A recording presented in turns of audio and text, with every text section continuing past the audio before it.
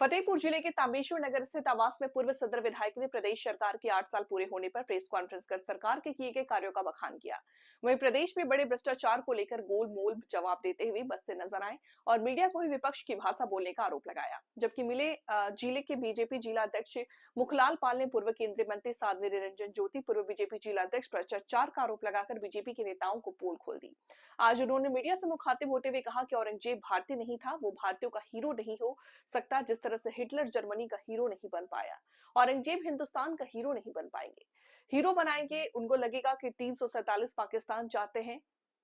पर नहीं हम लोग नमाज पढ़ सकते, इस पर क्या कुछ कहेंगे? मैं दो विषय इस पर कहना चाहता हूँ, दो बातें कहना चाहता हूँ। एक विषय ये कहना चाहता हूँ कि ये जो समूह बनाकर त्योहार मनाने की व्यवस्था है, ये अब मेरा समूह बड़ा कि तेरा समूह बड़ा, ये योजना संविधान के खिलाफ है। ये धार्मिक नहीं कहला सकते। जो कांवड़िए हैं उनको गंगा जल लेने जाना पड़ता है और फिर शिवजी पर चढ़ाने जाना पड़ता है। न शिवजी का मंदिर उनके घर में होता है, न गंगा जी उनके घर से लगकर बह रही होती है, इसलिए उनको सड़क पर निकलना पड़ता है। नमाज अपने अल्लाह से सीधे जुड़ने की व्यवस्था है, वो कहीं भी पढ़ सकते हैं। कई बार आपने देखा होगा कि हवाई जहाज में पढ़ रहे होते हैं लोग, तो अपने घर में बैठकर बिना समूह के भी वो नमाज पढ़ी जा सकती है और ईद मनाई जा सकती है।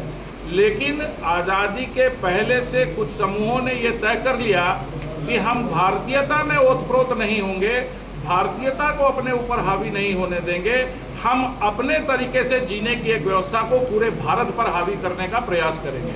ये ठीक नहीं है, मैं इसको संविधान संगत नहीं मानता हूँ, संविधान के ये विरुद्ध है और मैं हर उस ऐसी बात का विरोध करता हूँ जो दूसरे को छोटा दिखाने के लिए की जाए।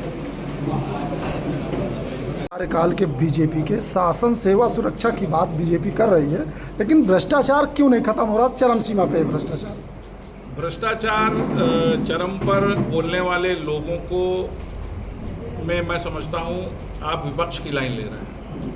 विपक्ष ये बोलता है कि भ्रष्टाचार चरम पर है। हमारे यहाँ आप पत्रकार हैं फतेहपुर के, आपने देखा होगा मोरंग इत्यादि में कितना भ्रष्टाचार होता था। हाईकोर्ट जिस पर ऑर्डर था हाईकोर्ट का कि एक भी मोरंग का दाना नहीं निकलना चाहिए, उस टाइम पर बिना सरकार को पैसा दे हुए मोरंग निकलती थी और फतेहपुर, जालौन, हमीरपुर, महोबा, बांदा ये सब प्रभावित था। अभी आंगनबाड़ी कार्यकर्ता की जगह निकली थी जिसमें कि खुला वीडियो ऑडियो वायरल हो रहा है पैसा लेने देने का। ये सरकार बीजेपी की तो है, अधिकारी भी बीजेपी के हैं। देखिए 26 लाख लोगों में इक्का दुक्का चीज़ें कई बार हमारी नज़र से चूक भी जाती हैं, कई बार प्रशासन के सही पदों तक हो सकता है ये शिकायतें पहुंचती ना हो। और मेरा आपसे एक ही कहना है कि आज मेरे संज्ञान में ये बात आई है, हम इसको अपनी लड़ाई मानकर लड़ेंगे और जो भी न्यायपूर्ण होगा उसकी ओर उस दिशा में इसको ले जाएंगे। माननीय विधायक जी, एक मामला और चल रहा है राणा सांगा का, इसको किस प्रकार देखते हैं और क्या कुछ कहेंगे?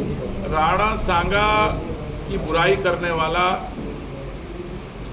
व्यक्ति वो हैं जिन्होंने संसद में संविधान की शपथ ली। संविधान कहता है कि हम किसी से भेदभाव नहीं करेंगे, लेकिन इस तरह की भेदभावपूर्ण बातें करना स्पष्ट तौर पर समाजवादी पार्टी और इंडिया गठबंधन के उन नेताओं की मानसिकता को उजागर करता है और उनकी उस सोच की डीएनए को उजागर करता है जो देश में एक वर्ग विशेष के तुष्टीकरण को ही राजनीति का अहम हिस्सा मानता है। औरंगजेब की मज़ारों को लेकर क्या कुछ कहेंगे? बड़ा विवादित बयान चल रहा था अभी, औरंगजेब की मज़ारें। औरंगजेब भारतीय नहीं था, इसलिए भारतीयों का हीरो नहीं हो सकता। औरंगजेब ने जिस तरह के अत्याचार किए, जिस तरह हिटलर जर्मनी का हीरो नहीं हो सकता, उसी तरह औरंगजेब भारत का हीरो नहीं हो सकता। और जो भारत में औरंगजेब को हीरो बनाएंगे उनकी सोच 347 पाकिस्तान बनने की सोच के बराबर है। 347 कह रहा हूँ।